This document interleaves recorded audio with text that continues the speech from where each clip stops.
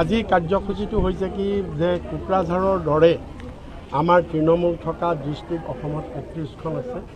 আৰু গোটেই ফেব্ৰুৱাৰী মাহটো আমি নিৰ্বাচন লোকসভা নিৰ্বাচনৰ প্ৰস্তুতিৰ ওপৰত আৰু লোকসভা নিৰ্বাচনত আমাৰ তৃণমূলৰ কৰ্মীয়ে কেনেকুৱা ভূমিকা ল'ব এই গোটেই কথাবিলাক বিশদভাৱে আমি বিস্তৃতভাৱে আমি আলোচনা কৰি বুজাবৰ কাৰণেই আমি জিলাই জিলাই আমাৰ বৰ্ধিত কাৰ্যনিৰ্বাহক সভা আমি দিছোঁ আৰু ইতিমধ্যে এই সভা বিভিন্ন ঠাইত অলৰেডি হৈছে বিভিন্ন সংবাদ মাধ্যমত ওলাইছে আৰু তাৰ এটা অংশ হিচাপে আজি কোকৰাঝাৰ জিলাত আমাৰ আজি এই সভা অনুষ্ঠিত হৈছে আৰু এই সভাতেই আমাৰ গোটেই তৃণমূলৰ কৰ্মী যিমানখিনি কোকৰাঝাৰ জিলাৰ আছে বিশেষকৈ আমাৰ যিখিনি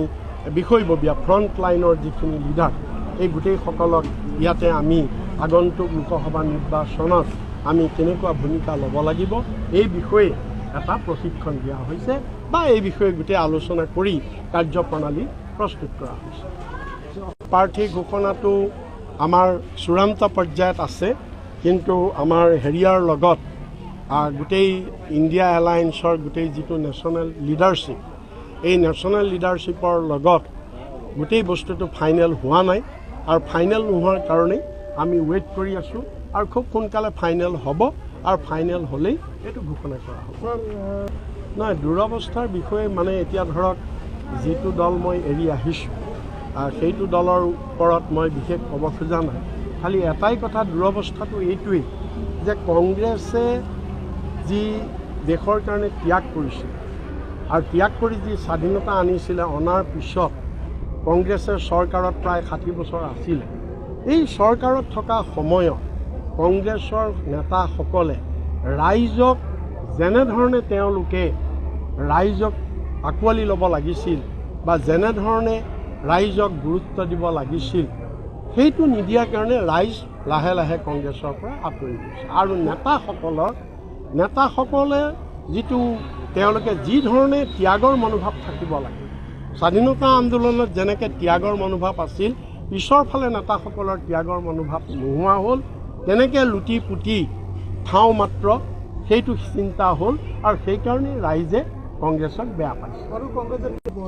নাই এইটো আমি সেইটো আপোনালোকেও দেখিছে আমিও দেখিছোঁ সেইটো হয় আৰু কিন্তু সেইটোৰ কাৰণে অকল তেওঁলোককেই জগৰীয়া কৰিবলৈ নহ'ব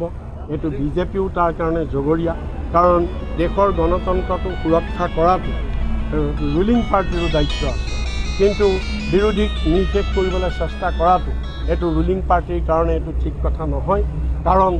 হিমন্ত বিশ্ব শৰ্মাই নিজেই কৈছে যে মই বিৰোধী শূন্য কৰি দিম আৰু তেওঁ নিজেই কৈছে যে বিজেপিত থাকিলে কোনো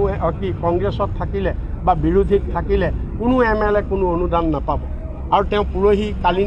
তেওঁ নিজেই কৈছে যে ৰাজীৱ ভৱনৰ চব মানুহ মোৰ মানুহ আৰু দৰকাৰ হ'লে ৰাজীৱ ভৱনত মই কাৰফিউ কৰি দিম গতিকে এই কথাবিলাক এজন মুখ্যমন্ত্ৰীয়ে কোৱা মানে তেওঁ বিৰোধী দল গণতন্ত্ৰ তাৰ মানে তেওঁলোকে বিশ্বাস নকৰে গণতন্ত্ৰত বিৰোধী দল হৈছে মূল শক্তি কিন্তু বিৰোধী দলক তেওঁলোকে শেষ কৰিবলৈ লোৱাটোৱে তেওঁলোক যে একনায়কত্ববাদী তেওঁলোকে সেই কথাটো তেওঁলোকে প্ৰমাণ কৰিছে গতিকে এনেকুৱা কথাবিলাক আমি গৰিহণা দিছোঁ আৰু ৰাইজেও ইয়াক প্ৰতিবাদ কৰিব লাগে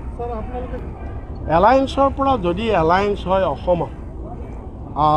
যদি 1-to-1 মই এলায়েন্স বুলি নকৈ 1-to-1 কণ্টেষ্ট কৰিছোঁ বিজেপিৰ বিৰুদ্ধে যদি এজনেই কেণ্ডিডেট থাকে তেতিয়াহ'লে বিজেপি চুপ্ৰা চাপ এখনো আসন বিজেপিয়ে অসমত পাব নিশ্চয় আপোনালোকে সবেই দেখিছে UDFটো বি টিম হিচাপে কাম কৰি আছে UDFে বিজেপিৰ বি টিম এইটো সবেই কৈ আছে সব ঠাইতে কৈ আছে নহ'লে তেওঁলোক কিয় ইণ্ডিয়ান এলায়েন্সত নাহিলে ইণ্ডিয়া এলায়েন্সত সোমাব নোৱাৰিলে কি আমি বাৰু অসমত আমি তেওঁলোকক বেয়া পাইছোঁ কিন্তু এই ভাৰতবৰ্ষৰ 28টা পাৰ্টিয়ে তেওঁলোকক কিয় বেয়া পালে 28টা পাৰ্টিয়ে তেওঁলোকক ৰিজেক্ট কৰিলে তাতে বুজক যে AIUDFক এই বিজেপিৰ বি টিম কাৰণ আমাৰ যুদ্ধখন হৈছে বিজেপিৰ বিৰুদ্ধে গতিকে বিজেপিৰ লগত মিতিৰালি থকা কোনো দলক আমি কেতিয়াও ল'ব নোৱাৰোঁ ইছ্যুৰ অভাৱ নাই আপুনিতো দেখিছে আজি কিমান ইছ্যু আপোনাৰ এইবিলাকেই ইছ্যু মূল্যবৃদ্ধিটো আছেই মানুহে আজি খাবলৈ পোৱা নাইকিয়া এসাঁজ খাইছে এসাঁজ নাই খোৱা আজি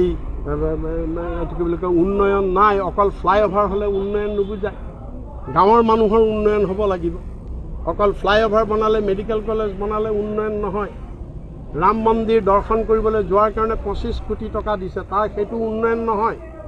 ৰাম মন্দিৰ দৰ্শন কৰিব লাগে আমি, কিন্তু দৰ্শন কৰিলে উন্নয়ন নহয়, তাৰ কাৰণে চৰকাৰী টকা দিছে। উন্নয়ন হয় মানুহৰ অৰ্থনৈতিক অৱস্থা আপুনি আগবঢ়াব লাগিব, ক্ৰয় ক্ষমতা বৃদ্ধি কৰিব লাগিব, কিন্তু বিজেপিয়ে সেই কাম নাই কৰা, নকৰে। কাৰণ ভোট লাগে, ভোটটো কিনি ৰাখিব লাগে ভোটটো, সেইকাৰণে তেওঁলোকে এই কামবিলাক নকৰে। সেইকাৰণে এইবিলাক বহুত ইছ্যু আছে, এনেকুৱা বহুত ইছ্যু, সাম্প্ৰদায়িক ইছ্যুৰ পৰা ধৰি বিভিন্ন ইছ্যু আছে। এইবিলাক ইছ্যু লৈ আমি ৰাইজৰ মাজলৈ